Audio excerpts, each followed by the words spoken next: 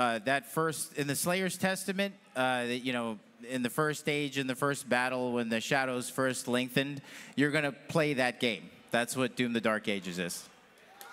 Well, that's... Yes. Love it.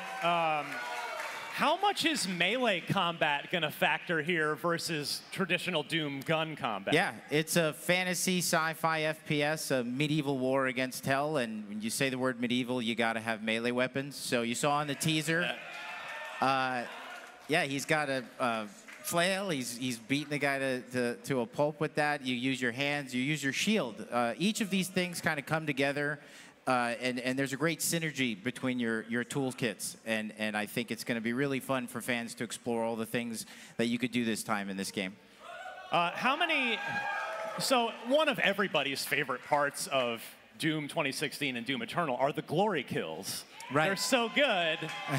They're so much fun. Can you? I don't know if can you throw like a number at me of how many like we're working with for the dark? Is it like in the hundreds? The melee system really introduces a whole new dynamic where you could approach enemies kind of any way you want. And we've I don't want to talk too much about that yet. We still got ways to go, but I think fans will be really pleased with the amount of freedom that you give you on how you finish off the demons this time.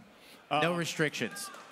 You know, it's tough, right? It's what you don't want to fire all the bullets. You want to save some things because we've got a ways to go here. So you just want to make sure that you capture the essence of what it is you're trying to make, and make sure that people get a really good first impression, which I think they do.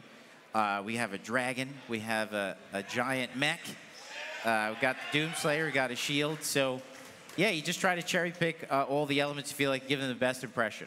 Is there any sort of change to the narrative approach and the way the narrative is delivered in the Dark Ages? Well, I mean, the whole experience is more cinematic. I think it's kind of part of the genre, you know, the fantasy medieval genre. And there is a story there, like there has been in the previous games. I would say less kind of out of the codex and into the story. We wanted to kind of put it on your main path. And it's kind of a roller coaster ride, summer blockbuster kind of story, lots of twists and turns, very fun, purely entertaining, you know, but it should be good. It'll complement all the ripping and the tearing well.